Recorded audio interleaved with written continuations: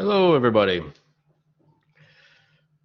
Great to see everyone here this afternoon. Thank you all for joining us. As Dave mentioned, we're going to talk to you a little bit about this new HighFlex thing that's happening on campus this term.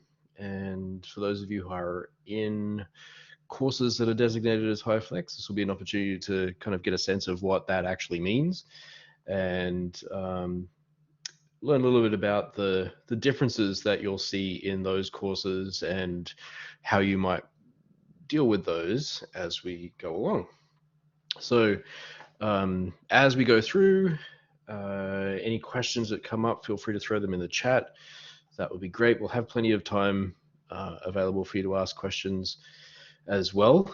If you want to ask a question throughout, please feel free to put up your hand, use your little raise hand guide. It's on the bottom of the screen. And we'll try and get to your questions and also throw them in the chat and we can try and answer them there as well. So there are three of us facilitating this afternoon. Your co-pilots. You've already met Dave Cormier. Myself, I'm Nick Baker. I'm the Director of the Office of Open Learning. And Mark, do you want to say hi quickly as well?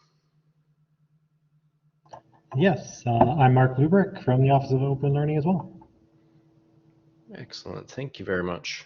Dave, do you want to introduce yourself again just for all those folks who are just joining us now? Hi folks, my name is Dave Cormier and I am another proud member of the Merry Band in the Office of Open Learning. Merry we are. All right, so the things that we're going to try and get through today, we're going to introduce you to the definition of HighFlex that's being used here and talk a little bit about what that actually means in our context for the upcoming term, which is a little different to what you might find in the literature. We're going to talk a little bit about your role.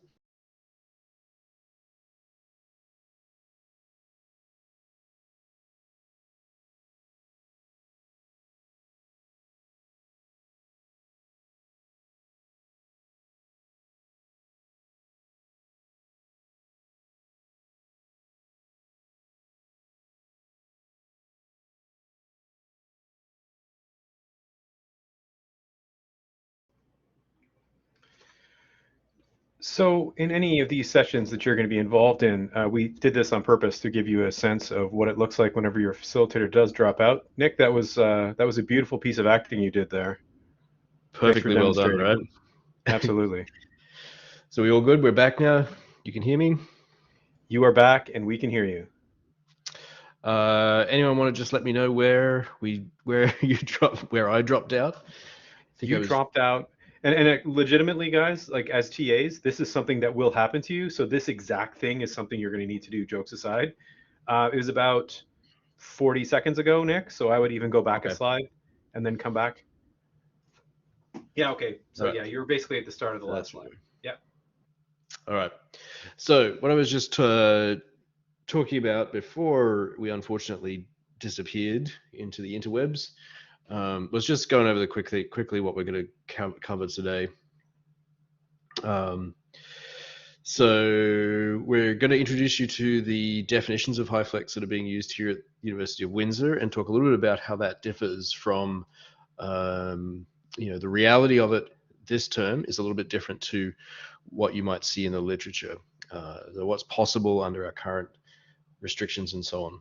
We're going to talk a little bit about your potential role as a TA or a GA in HighFlex classes because these are a little bit different to regular classes. We're going to talk a little bit about some technical stuff and Mark's going to walk you through what a HighFlex classroom is going to look like from the inside. That's where he is at the moment.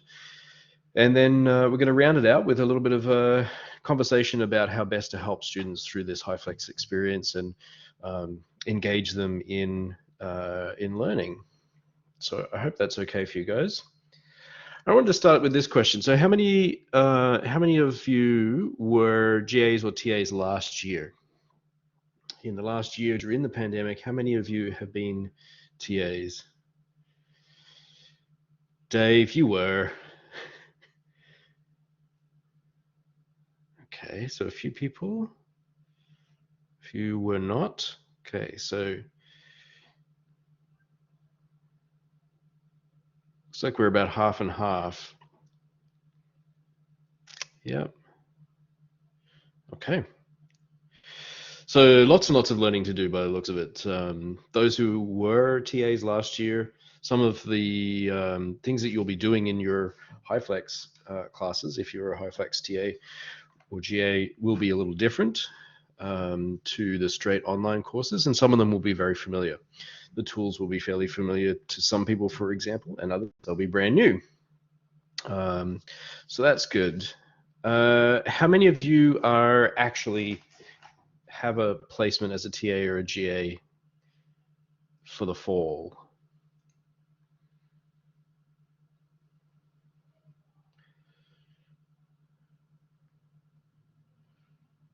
Okay, it looks like pretty much everyone does.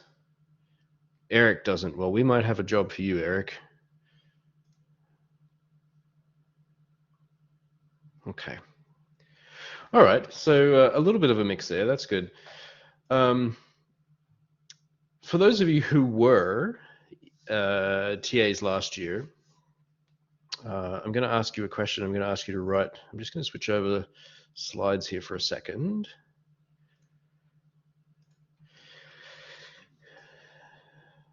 And I'm going to ask you to think about this question. So what is the most important thing you learned about learning online? So if you weren't a TA last year, think about it from the perspective of you as a student. If you were a TA, what do you think was most important for you to, what was the most important thing that you learned about kind of supporting other people in their learning last year?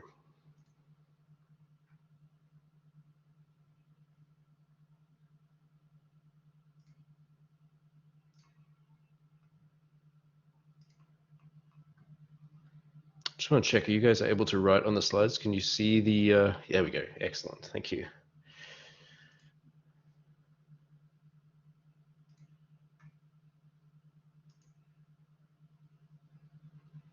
Providing feedback, yeah.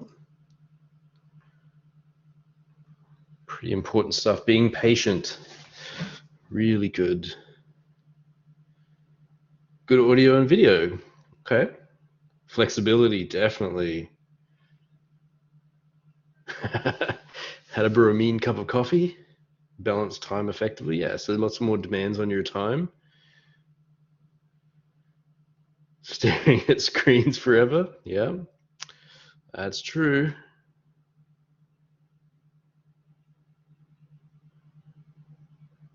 What other things did you learn? In asynchronous courses, students need to be reminded to keep up a lot, that's right. You have to do a lot of that kind of nudging and reminding, pointing people to where they can find the information that they need. Even in my synchronous or semi-synchronous online classes, I remind people every week what they should be working on. Anything else that you learned in there?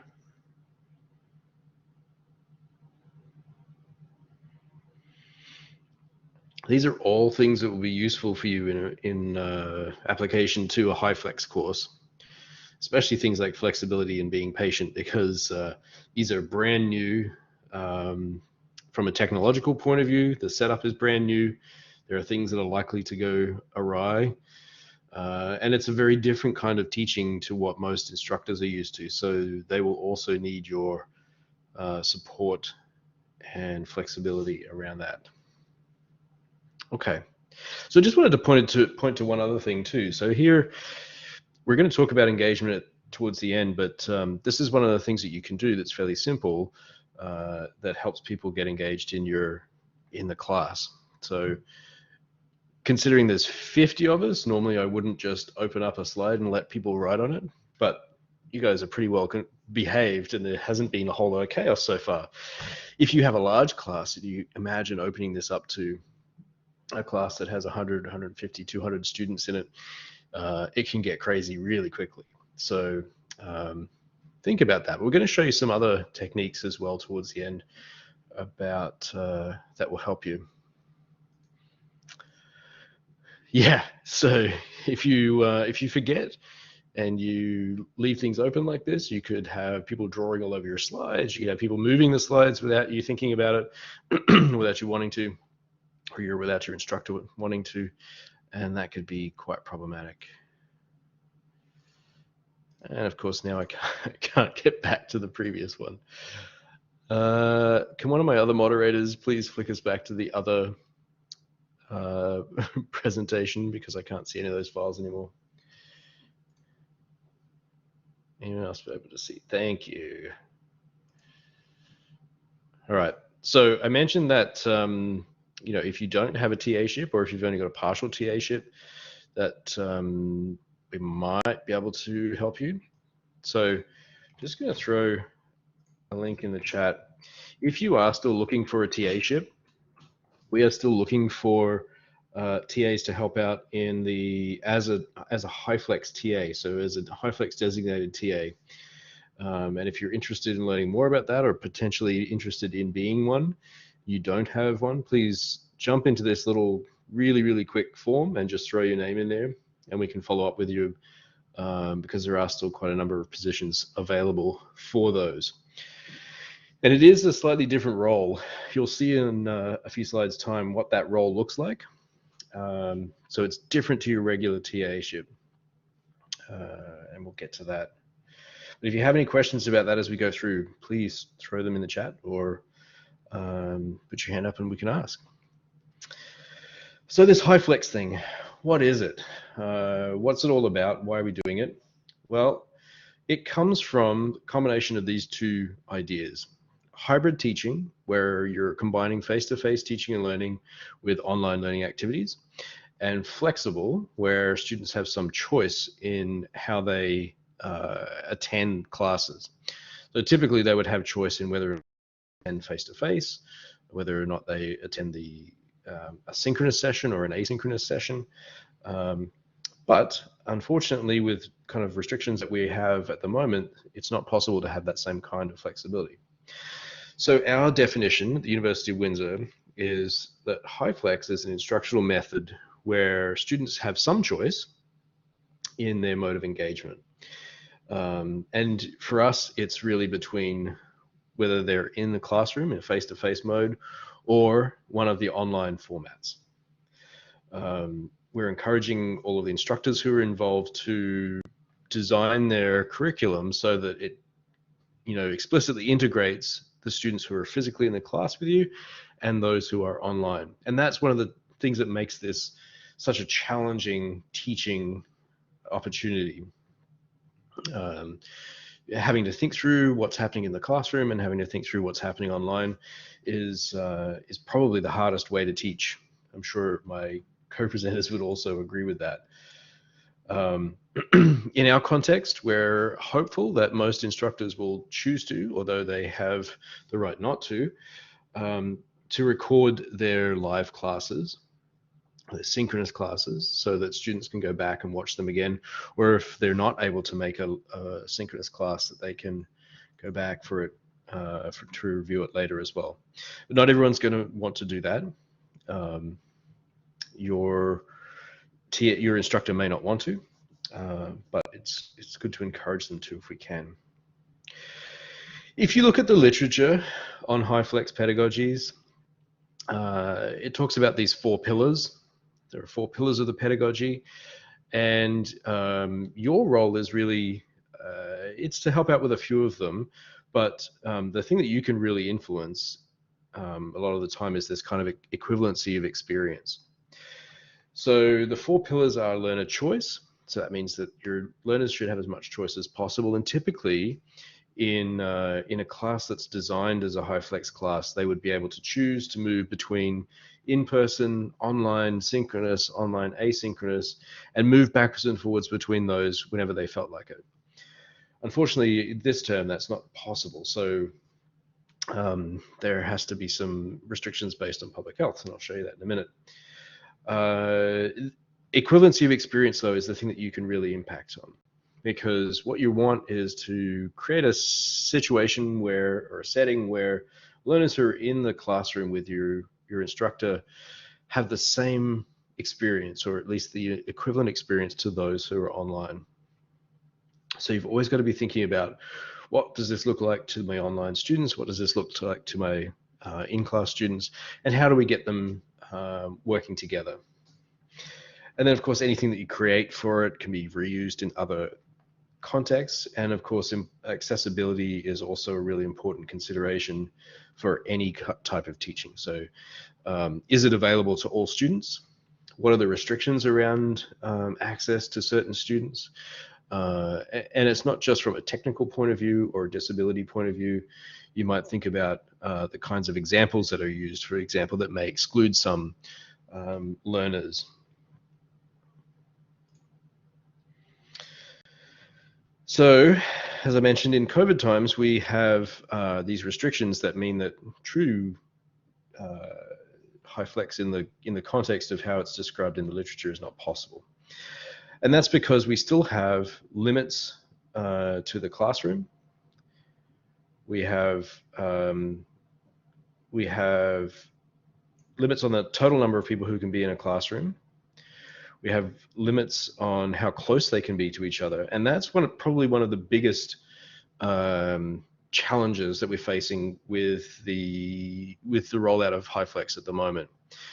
Because typically you might be able to, even though you might have a limited number of people in class with you, you might be able to move them physically around in the space so that they can talk together, or maybe so they can be separate from each other and talking to a student who's online without interrupting the whole rest of the class.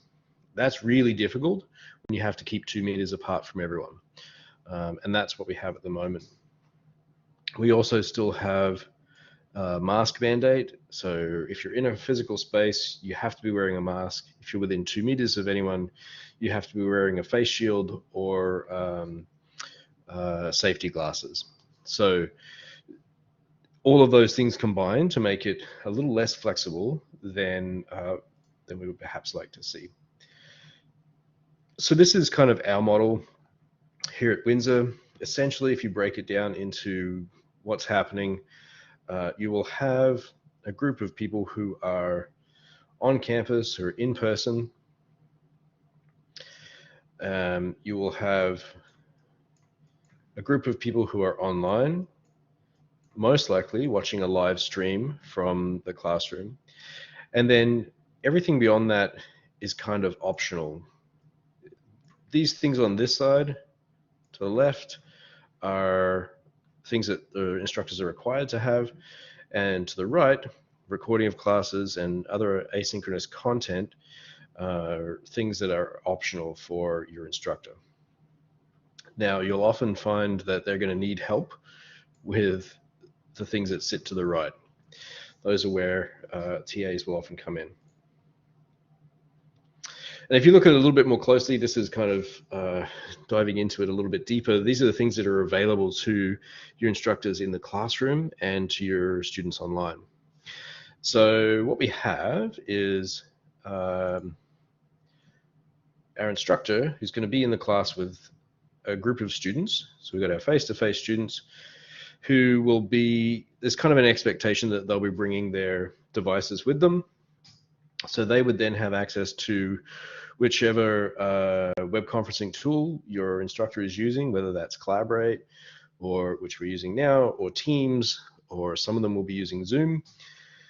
And they'll be socially distanced in a classroom, and there'll be very few of them. They'll be able to see whatever is happening with the instructor in the classroom, though. And then your instructor has access to a whole series of technology that Mark is going to kind of show us from the inside of the room shortly. Then your students who are online, and there may be a lot more of those, there may not be, it may be switched depending on your class, but there can be a lot more of those online. They'll be able to see and hear what's happening in the classroom from the instructor's perspective, so they'll hear the instructor's microphone. They won't be able to hear the students who are in the classroom because they're not mic'd up, but they'll be able to see whatever the instructor is projecting on screen and sending out to them. And then your part of this sits in the middle. So it'll be a negotiation with your instructor to figure out what they want you to do. We have in every one of these classrooms, hopefully, we're still trying to get a few more, as I mentioned, what we're calling our kind of specialist high flex TAs. So those are TAs that are hired just to help manage the classroom logistics. They are in every classroom, every class for every meeting, and they help the instructor with things like setting up the technology, making sure it's working, helping out with kind of communication from what's happening in the classroom to the students who are online.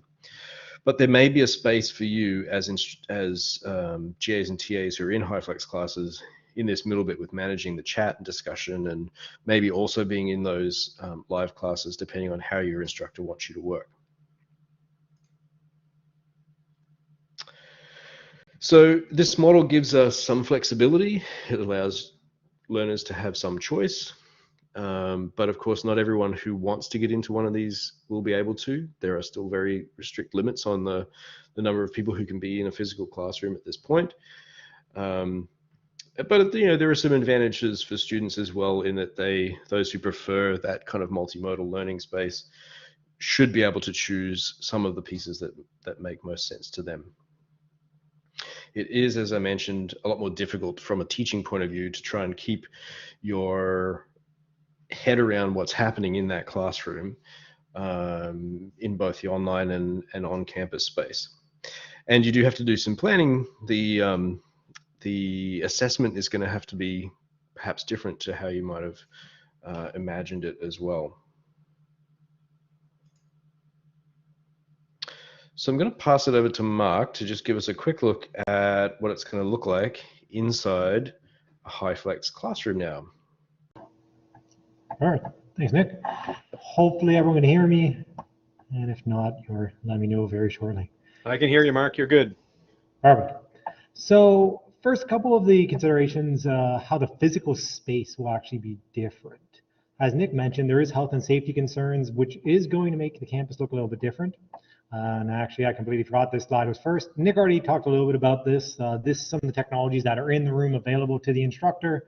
We have a tracking camera, wireless mic, and instructors will have the option to present from a podium computer, their laptop. They can connect wirelessly using an iPad, a tablet, something like that. And all of these sources can be sent online, which I will demonstrate in just a moment. And there is other recording platforms that we're going to talk about. Many of the instructors record through the platform they're using, whether it be Teams or Collaborate, but some might also use a program called UJO, which again, we'll talk a little bit more about later.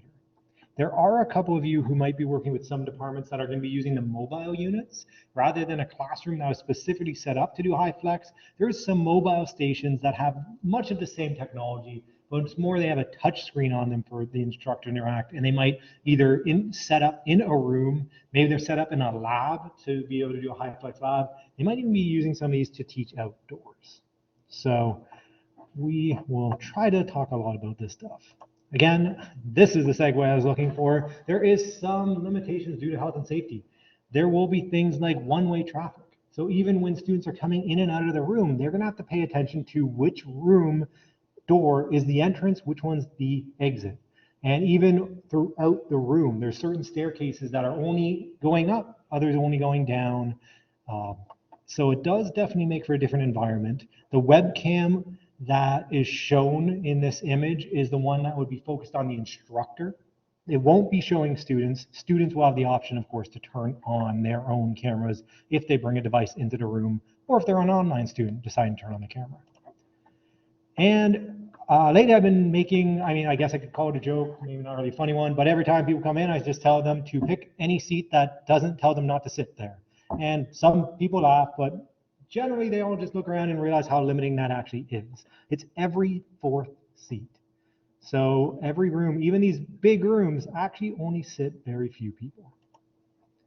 There is other safety things in place, like this plexiglass. You might actually have an instructor who teaches behind a piece of glass, partly so they can take off their mask. If they're teaching behind the plexiglass, they could take off their mask. In my case today, I also will be maskless if you see me on the camera. That is simply because I'm the only person in the room. But without further ado, let's take a look. So I want to show you a few of the considerations. First, we can start with some of the software considerations. As we said, your instructor might be using Teams, they might be using Collaborate. Technically, they might also use something like Zoom, but I'm going to focus on Teams and Collaborate. So when they log in, usually the default mic, default camera will just work. If not, what they would do, click the 3 dots near the top right, choose device settings, and then they can actually pick the microphone. And generally, the nice thing is you're looking for the microphone with Teams in the name. Or even simpler, turn on your mic and see if you see the audio levels rising and falling, which I now do. And of course, if you were a TA in the room, you might just tell them, or if you're a TA online, you might tell them whether you can hear them or not. That would get them to switch which microphone to pick. For camera, they're going to pick the one that has Teams in the name, Teams Video. And now this is the part that will actually trip some instructors up. Most are going to be used to doing share content. They're going to share their screen. That's what they're used to doing. But in a high flex classroom, that's not what you do. You actually choose to share the camera, because the webcam in this case is a signal coming from the podium, which could be any number of those things we talked about before. The idea of the camera in the room, or it might be your laptop, or it might be your iPad. So they have to choose to share the camera, not their screen. The screen would only show what they have pulled up.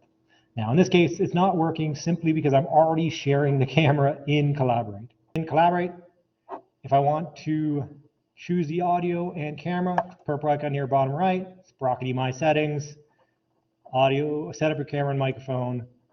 Then you're looking for the microphone with Teams in the name, and you're looking for the camera with Teams in the name.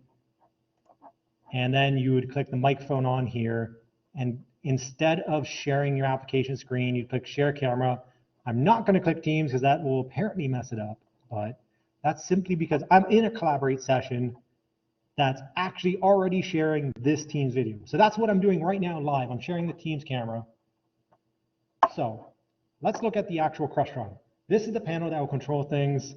Also show you real quick, we're in this room. So you can see most of the seats are actually taken up. But let's show you this panel, because this is where the controls are. So the nice thing is you choose camera in Teams, or you choose camera in Collaborate. That's all you have to do. You then control everything from this panel. And now maybe I'll change the lighting a bit. Hopefully everyone can see that okay. This probably looks worse than it is. What there is there's actually 7 screens. You have these 6 buttons along the bottom, and it's not intuitive, but there's actually 7 screens. This is the home screen, and if you're feeling a little overwhelmed, it's because it is the most overwhelming of the screens, because it combines a few of the others. Let's start a little simpler. The leftmost we have is lighting controls. The actual lights in the room, turning them on and off. The only thing that anyone will likely use is turning the board lights on if the instructor wants the right on the board or not. Turning them back off again when they want to go back to projecting, because otherwise it'll be blinding. Screen control is the active projector screen. You can put it up or down. Again, shouldn't have to worry. Blinds, if you have windows in your room, you can put the blinds up and down. So those first 3 hopefully are not too complicated. Camera controls are the actual camera that's in the room, the camera for the instructor. We'll come back to that, but I do want to note, if I want to get back out to the 7th screen, I select the screen I'm on, I deselect it, and it takes me out. And you can see the camera controls are here. So it is, again, just combining a few of the other screens. Display control is just projector on or off. Audio levels are the audio levels in a room, which are also shown on this main screen. So really the only new thing is this right here, this middle content share. And this is what allows me to pick what am I sharing. Right now, I'm sharing the PC screen, which happens to have a camera open. This is my camera, but whatever I shared on this PC screen is what you'd see. Okay, I could also switch over to my laptop, which is connected by HDMI. So now the in-class students would see that on the projector, and all of you would see that on the screen.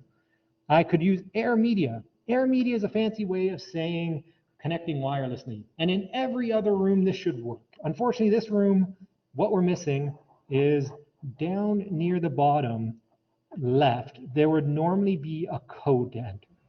You'd have We're looking link. at Let's say beautiful HTTP. Crestron pictures right now, Mark. Is that what we're supposed to be looking at? Yes, beautiful Crestron controller that would normally, right across from Crestron, have a link that you'd enter and a code.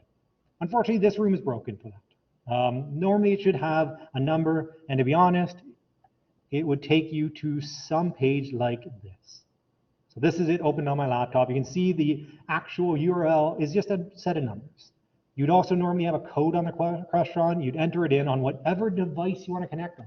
So this could be an iPad. You put in the link, put in the code, and then your iPad would be displayed for all the students online and the ones in the room.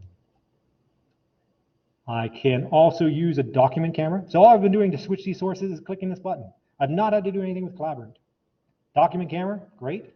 I don't want to have to write on the board. There, I can just switch to document camera. Also, anytime I'm using one of these sources, I have the option to also have the camera in the room interact with it in some way. Right now, I'm only showing the content. So whatever screen I have up of these, I could also just choose to share the camera in the room. So, hi. I have the options when I'm looking at this Crestron panel to make that camera track me or not. I can preset it. Thanks, Dave.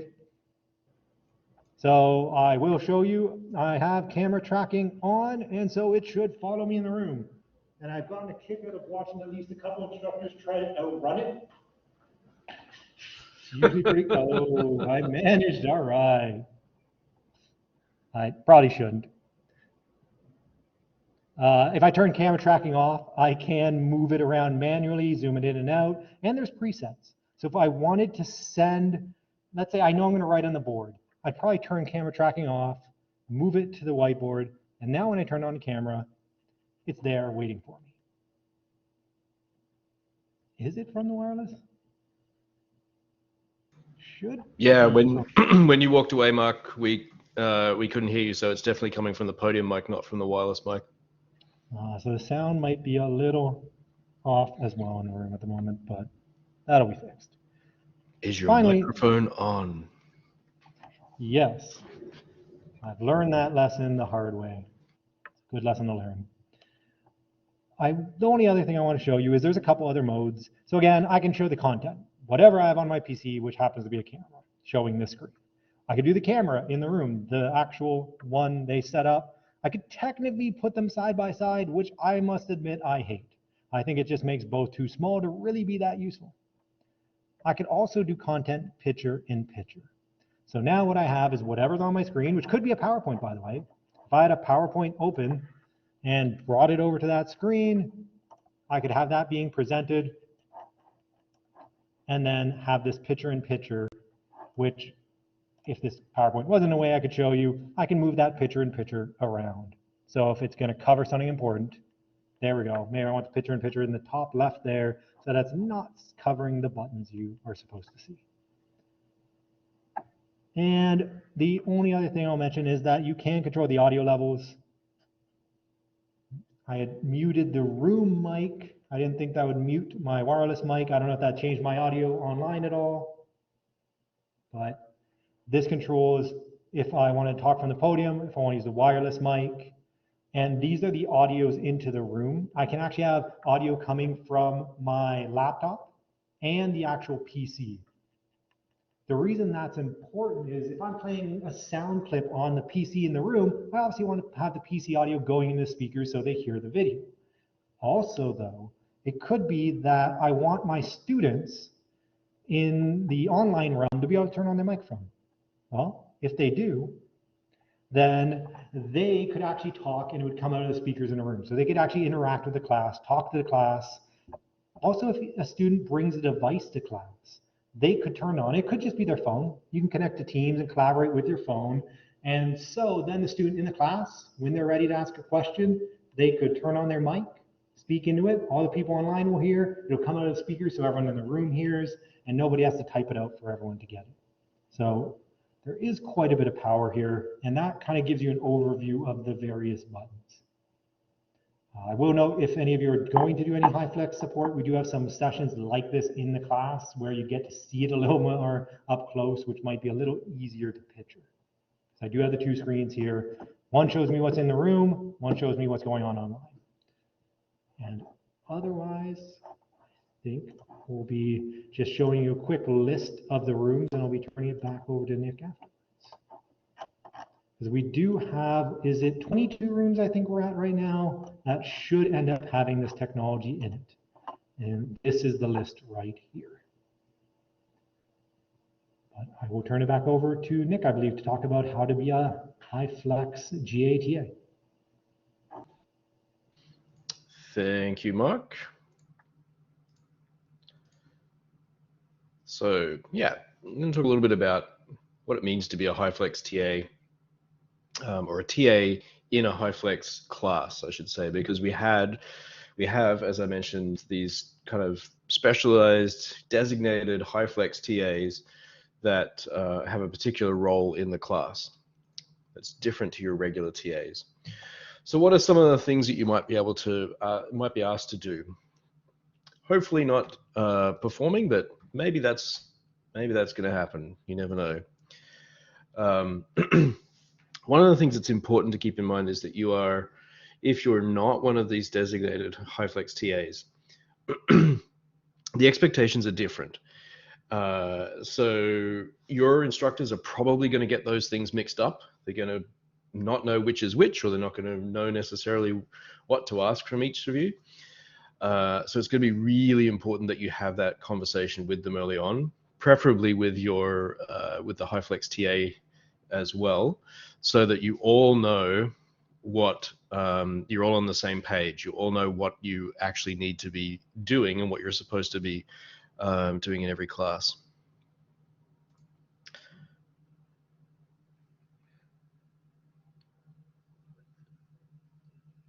Sorry, just trying to get that to move.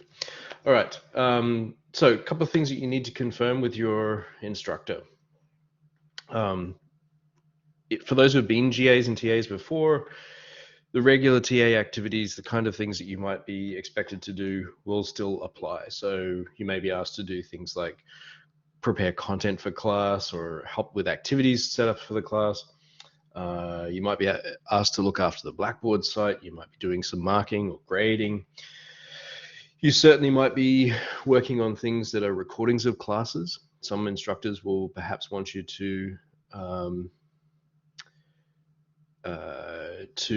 do some editing, some kind of basic editing, chopping off parts of recordings that don't need to be there, for example. And there are workshops that will help you do that. You may be asked to provide some other kinds of logistical support for the class. So for example, the instructor might be planning to do a whole lot of interactive activities for a class, and they need you to be part of that group, usually online. Normally you wouldn't be expected to be physically in the classroom, but it's possible that there may be some things that you would have to come in for. You may be asked to help out with things like breakout rooms, for example, where you may have to help students work through problems in smaller rooms online. And then there are normal things like office hours and so on. But here's what the specialist TAs are expected to do. So the specialist HyFlex TAs are going to be in the classroom every week or in every session, and their job is really to help with the logistics of the class. They're there to help make sure that the microphone's working. They're going to go through that process that Mark should have gone through and set up that microphone to make sure it's choosing the right one. Checking the camera, checking it's all, that the students at the other end can see what the instructor thinks they're supposed to be seeing. Some really basic tech support, but also really knowing when to call for help. So they're the person who's probably going to be calling for AV support if there's ever anything that they can't solve. They would be monitoring the chat most of the time, so they should be sitting somewhere where the instructor can see them, so that they will have negotiated some kind of signal for if there's a question that they should answer, or there's a problem at the other end, those kinds of things. And where there may be some crossover between your two roles are probably in these key areas. So when it comes to things like facilitating breakout rooms or active activities that are going on in the classroom, then your instructor might need you involved as well as your HyFlex TA, or other things that are going on in the class. They might need you to help with the recordings, making sure those are available, posting slides for students for the asynchronous component of the course, and also kind of giving feedback to the instructor on what's working and what's not. So those are the kind of places where you might see some crossover. So that's where it's really important that you all have a conversation and know what you're doing. And again, back to those 4 pillars, your role and that of the HyFlex TA in the classroom are to help ensure that students who are online and on campus have equivalent experiences. The other thing that is really critical in this is how the assessment's managed. So in our rules at the moment, all assessments should be conducted online to make sure that it's equivalent for both groups. There are some rare exceptions to that, and where you might see an exception is where there is a different way to ensure that learners have an equal opportunity to demonstrate their learning, so that neither group is disadvantaged or advantaged by what you choose to do. But what you can't do is have everyone who comes to the on-campus section is required to write a paper-based exam and everyone else gets a take-home exam. Or you can't have a situation where either group is not able to do assessment in the way that the other group is. So you couldn't have a situation where everyone on campus gets to do exams and everyone off campus gets to do assignments.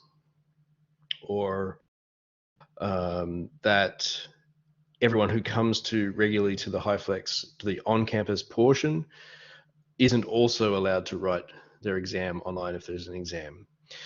So your job as a TA is partly to watch out for those kinds of things, be aware that there may be some issues there, and try and help ensure that there is that equity between the 2 groups.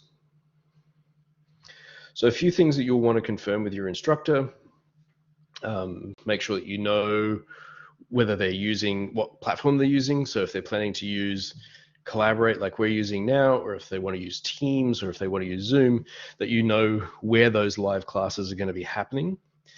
And any other kind of active things that they plan to do in the class, you need to know what's going on there. So, how do they like to run their classes? Are they just straight lecture classes? Do they like to do more interactive things? Is there going to be discussion going on? Do they want to use breakout rooms? Want you to kind of interact with, do they want you in the live classes, or do they not want you in the live classes? What's the role that they're imagining for you? So making sure that you're aware of all of those things are going to be important. I'm going to pass it back to Mark to talk briefly about the 2 main tools that you could expect your instructor would be using. And hopefully the audio is a little bit better this time. Much better. Yes. I mean, sure, we're demonstrating all this purposely, right? It'll make it stand out. Yeah, that set up your camera and microphone really is important to make sure you're picking the right source. As I said, normally it should be right, but with me plugging in extra devices, it threw it off. And, well, I just didn't follow my own advice, so live and learn. Yes, your instructor likely will want to use either Collaborate or Teams, which have a lot of the same features. If they simply want to share their screen with their students, they want to use audio and video with the students, they want to record it, they want to use very basic breakout rooms, all of that will be possible with either one. So in some cases, it comes down to whichever one the instructor is most comfortable with, or students are most comfortable with if they want to pull them. However, there is some differences that could become a deciding factor for the instructor who maybe has specific needs, and you could help advise them if they have questions. So there's a couple slides that talk about the differences. I mean, both can support quite large classes, but Collaborate generally goes up to 250 for a regular session, And then you'd have to have a large scale session, which does have a lot more limits. A large scale session means that things like audio and video are turned off for students. Even the chat is initially turned off unless you turn it back on. Teams can fit up to 300. So if you had, I don't know, 270 students, Teams might be a good option to avoid having to do a large session with Collaborate. With the chat, I do like that Collaborate not only records the chat, but timestamps it. So if you come back to this recording later and you click my comment at 15 minutes and 43 seconds, it'll jump to that point in the video. So you can make bookmarks in the chat itself, and the chat can also be downloaded. Now, I was talking about the idea of breakout rooms. Both have breakout rooms, but one of the things Collaborate has is the ability for students to move themselves. So if you want to have the same breakouts each week, or maybe you're doing a seminar course where they're going to choose the topic they want to talk about, well, Collaborate might be the approach you want to use. If the number of people on screen matters, well, that could be a deciding factor. Collaborate allows up to 25, depending on resolution. Teams allows up to 49. Teams is a little bit better for accessibility. As you've noticed, we don't unfortunately have captions here, and there is an ability to turn on captions unless you were to use something like PowerPoint or Google Slides, their own captioning feature. Teams does have the ability to have each student turn on captions for themselves. So that could be a deciding factor for some people. If you needed to assist students and maybe request control of their computer, Teams allows that. Unfortunately, Collaborate doesn't. In terms of sharing files, I would also say that Collaborate, unfortunately, isn't built to do that as easily. It's meant to be integrated with Blackboard, so you'd be telling students to go to Blackboard, or you'd be giving them a OneDrive folder link and getting them. Whereas with Teams, I can just drag and drop the file actually into there. They both have polls and feedback. I can get polls reports from Collaborate, but neither of them are easily used for grading purposes. Both can share system audio. If you ever need to be in more than one room at once, especially as a TA, maybe you need to monitor, or yeah, you're going to need to monitor 2 lab sections at once. With Teams, when you go from one room to another, it puts it on hold. Collaborate, I could be 2, 3, 4 rooms at once if I really want to, though it does get a little chaotic to listen to. And finally, if you're going to be using a lot of groups, Blackboard does have a built-in group feature. And within there, you can actually give each group their own Collaborate room, their own virtual classroom where they could record in or just meet with their own group. If you're going to be using these platforms, you generally just want to go talk to your TA or instructor and find out which one you're going to use and attend a session on that. You might want to learn about things like the breakout rooms, the polls, how to record, and some of the basic problem-solving steps, which, couple quick spoilers for Blackboard Collaborate, getting people to use Chrome or Firefox. Biggest problem solver right there. If someone's using Chrome and it's messing up, get them to try Firefox or vice versa. If they're using something else, get them to try that. That'll solve most problems. If you're ever trying to help a student who's on campus, make sure they're using UWin Secure, not just UWin. UWin messes up. UWin Secure tends to work. Eduroam tends to work. So you're going to want to look at this. And there's also some help articles in the wiki that might be beneficial.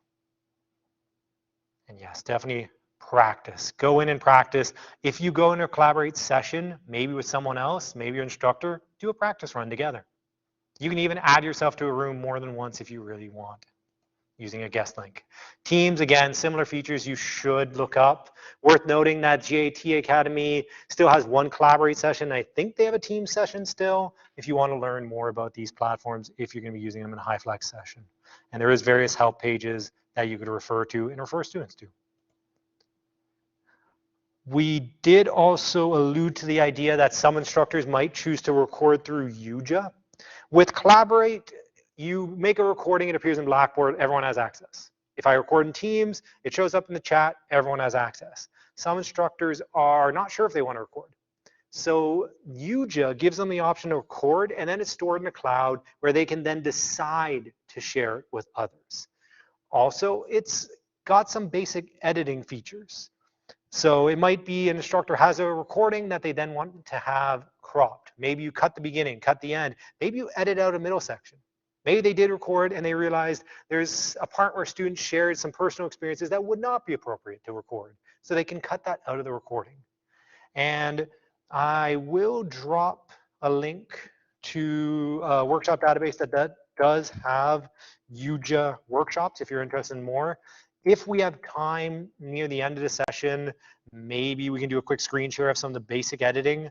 I'm not sure if we'll have time right at this moment, but if we do have time later, I can show you how to set up UJA within the room, how to do some basic editing, how to save a profile, but I think we'll leave that to the very end just in case we don't have time. It is worth noting, of course, that you also have access to UJA. So it might be something you want to investigate for making your own videos. Because again, you can record through it, you can store the recordings in UJA, and then you can edit them. There's even quizzes if you want to embed a quiz on top of it, and those quizzes can send results to a Blackboard gradebook file or site. And I think at this point, I'm going to be turning it over to Dave.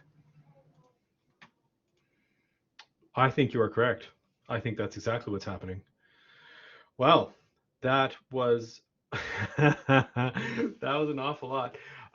So I've been looking at this stuff for a while, guys, and that was still like, oh my God, there's so much stuff there. I understand we got to go through it all, but I'm just going to take a second here to check to see that we're all still able to focus. Can anybody tell me in the chat room how many people, where everybody actually is? I want to get a sense of how many people are actually in Windsor. Can you give me? Oh, questions are good too. That's good. Question might sound a little funny after an hour of the workshop, but let me know if I'm correct. We should be there in campus if we want to be a HighFlex TA, right? That is correct. The HighFlex TA is going to be in the room. Nova Scotia, cool. Represent East Coast, Montreal. Yes, if you're going to be a HighFlex TA, you're going to be in the room because you're going to be helping out with various things that happen inside that room. I'm so pleased that you guys are still active in the chat room. Thank you so much. I'm in India. All right. Windsor, in Toronto, in London. I hope that's Ontario. I'd be jealous if it was London, England. Manitoba. All right. Well, everybody's still here. We're still hopping. That's good. Thanks, guys. So when you've got 50 people in a chat room, now you know what it is. Who still wants to be a HighFlex TA? So if you've got a chat room like this and you've got 100 people in it, that chat room can flit by pretty quickly. At 50, even with that many people answering, that's about just under half of the people who are here answered. You can still kind of follow along. The chat room can still be a really fantastic place to have some interaction. So what I want to do is I want to go back. We're going to do more right on the screen. So right above the slide, you'll see a little T button. If you click on that T, that'll allow you to write on the screen. I just wrote on the screen. I said screen. So when we talk about engagement in the classroom, because there's this whole part where we're just getting the information and handing it over to students, but there's also, I don't know, learning and nice, thank you. So when we actually get to the engagement part of this process, when we actually get to the teaching part of this process, what does engagement actually mean to you as a student? Participation, okay. Interactivity with the students, that's good. Active listening, all right. All parties participate, both parties. Do you mean inside the classroom and online? Or do we mean the faculty in the classroom? Because it could be either of those things. That's good. I want to see this. I want to really clog up this screen right now. So if you guys would do me the favor, even if you only have something that's the same as someone else to say, if you could just write on this screen, I'd like to see it full up with as many of comments as possible. I want it cluttered if I could. Fostering connection. That's interesting. Feedback, right? Meaningful discussion, of course. Yay, that's what I'm looking for. As much participation as possible, asking questions. Right, instructor cares as much as a student does. Ooh, that's a good thing. Helping instructor and the students, that's good. Clog up those questions. Excellent. No, don't move them around. Just leave them where they are. Clutter them up. Discussion questions. So a couple of points here. This is great. Teasing with challenging questions. This is exactly what I'm looking for. Couple of notes about using the live screens. The temptation of every good TA or helper that I've ever had is to move the things around. Do not move them around as a way of helping. It gets worse. The best thing to do is to leave them like this.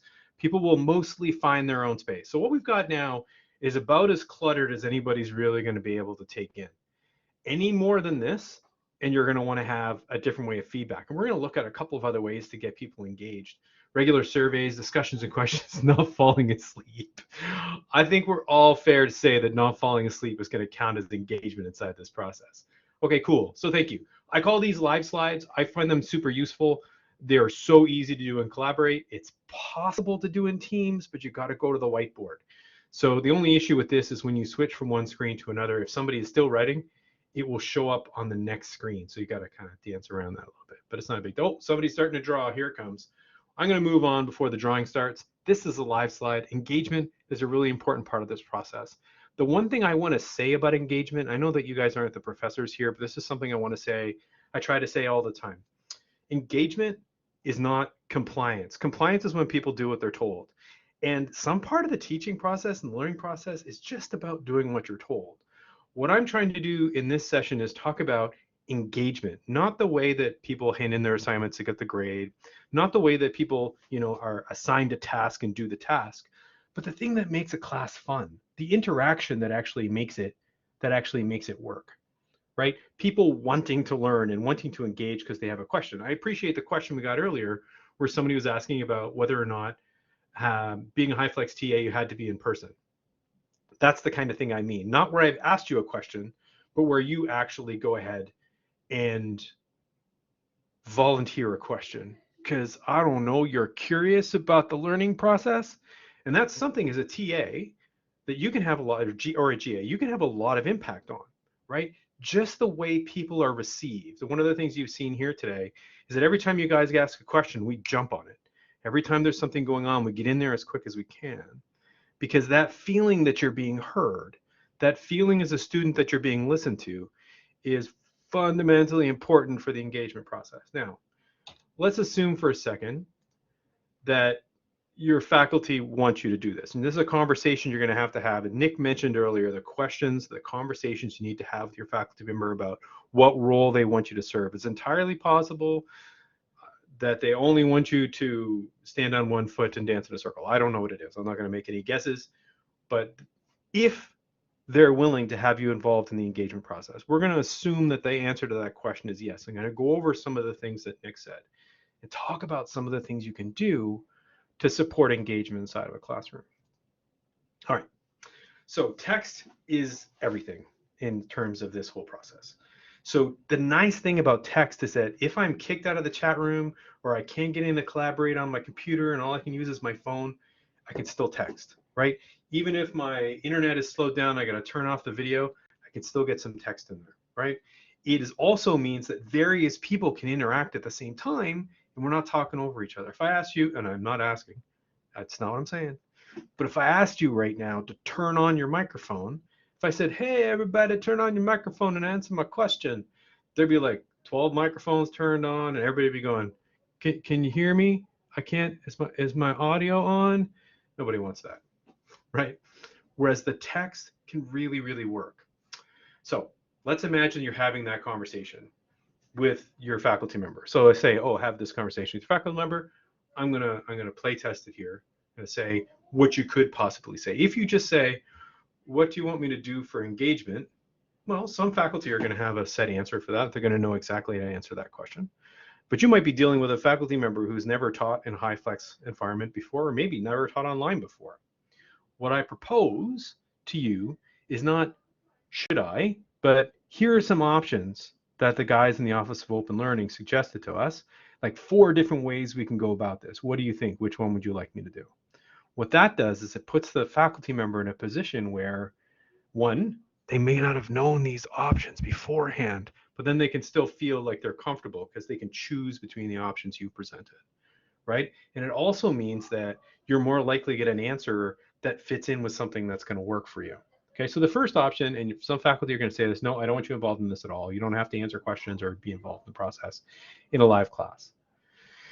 The next one, they may just want you to keep track of questions, and they may call for them occasionally. Hey, was there any questions in the chat room? I heartily encourage you not to think of the chat room as a place to store questions. If you're responsible for gathering those questions to get them back, just copy and paste them into another document. Just put them somewhere, right? Put them somewhere where you can get to them because they'll wander back in the chat room with one question and then they all go away. So gather the questions might be option 2. The third one, and hopefully the place where you'll end up most of the time, is answer simple questions, right? When somebody has a question and you can answer it right away, just answer it in the chat room. When is the test? Oh, it's next week on Tuesday, right? Those kinds of simple questions. Again, the response time and the friendliness of that response, the ways in which people get responded to, have a huge impact. Just imagine for a second that you're going to be working online, and when you look through the camera, the faculty member is going to be looking at humans in a classroom. You're online, you're in a different modality. That feeling of being part of the class is going to have a huge impact on whether or not students come, on whether or not they learn. You know, we talked all about what those methods of engagement are. A lot of them are about being respected as a human and feeling like you're a human in a process. So that's something that you guys can actually be a part of inside of this. And then you may have a faculty member that says, no, raise your hand every time there's a question, and then they notify maybe the high flex TA when there's a question, or however you guys are going to work that out, but notify the professor when there's a question, and we'll stop the conversation and answer the question right away. That's the way I run my classes. If somebody has a question, unless I'm mid-rant, I'll just stop and answer the question right away. And because I want people to ask questions, because I want them to be engaged in the process. So if you were in the position of hosting, so if you are in number 3 or number 4 here, let's assume that that's the role that you're taking up. Those few hellos at the start make a big difference. Just saying hello to people as they come in, responding to them in the chat room, being friendly, being present to students, making them feel like there's a human on the end of the line. It doesn't cost you anything to do it, and it's the kind of thing that can really make students feel like they're part of something, right? So in our normal face-to-face human encounters, we look at people, we nod at them, we wave, we acknowledge their human presence. When we work online, that acknowledgement takes a little bit more forethought, right? We have to consciously, outwardly do it. It can be as easy as, hi, everybody. It can be as easy as, hi, Alana, I see that you're in Windsor. It could be as easy as that. But just hearing your name and just being noticed is something that can be really important in the process. One of the things I was trying to do in the chat here, and I think it's a really important thing to do, if a professor throws out a question where they're asking the chat room or they're asking somebody else, just rewrite that question in the chat room. If somebody was, let's say, only half listening, and they go, oh God, there's a question, just being able to look in the chat room and seeing that question is going to make it way easier for them to engage, right? And these are just little things, but just imagine you're, let's say you're having an important conversation with your cat, and you just hear the idea of a question while you're home and online, and then you turn back to the screen, you look in the chat room, you're like, oh, okay, that's the question, and then you can engage in the process. It gives you that chance to be there. I said keep the chat room, keep the questions, make that run sheet, but if you put the questions aside, try to make sure those questions get answered. Even if you send them to the professor or you ask them in a meeting to answer those questions and get back to those students, asking a question and not getting answered is the quickest way for a student to just totally tune out of the process. And also one last comment, and this doesn't happen very often, though we have had examples of it. I heard of maybe one at the whole institution last year, but at other universities, they've had bigger problems with this recently. And that's just things getting unnice. When you see something impolite, it's not your job necessarily to intervene, but you should probably let the faculty member know if there is some bad acting happen inside the chat room. So if people are being mean, or any of those other problems. And there are processes on campus for handling that, but just notice it if you can.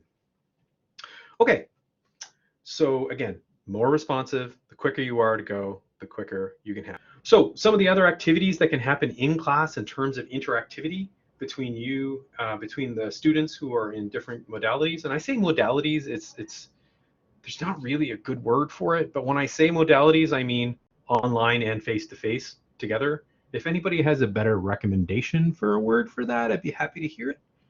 But I stole that word from Mark, I believe. So, media, but is face-to-face a media? Ooh, that's a big question.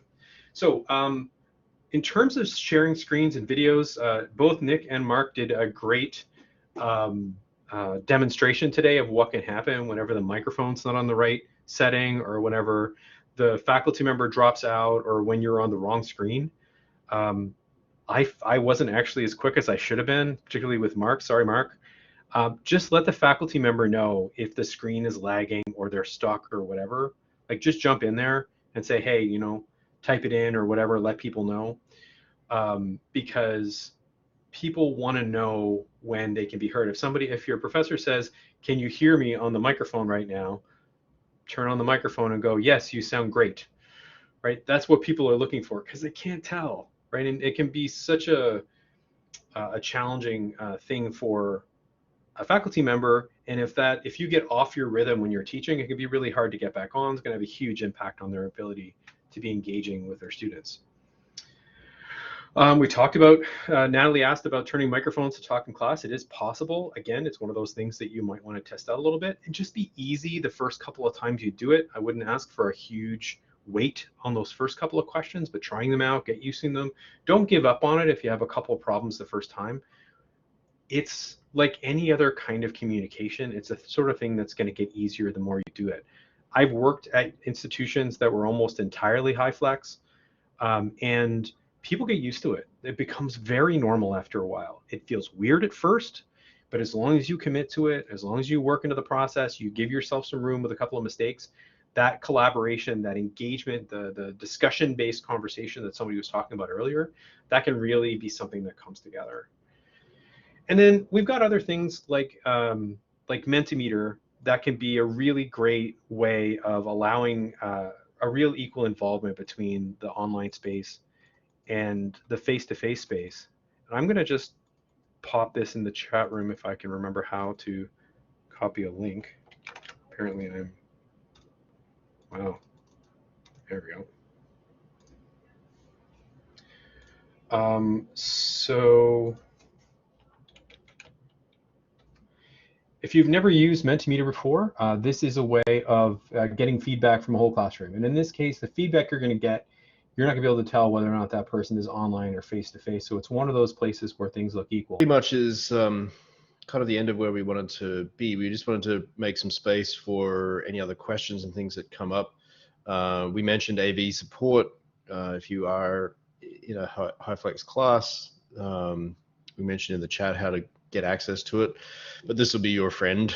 I'm sure we will all be needing to call on them at some point. These slides will be available to you as well, that we can share them. But I wanted to kind of just open it up for any other questions that people might have now, and see what's still on your mind.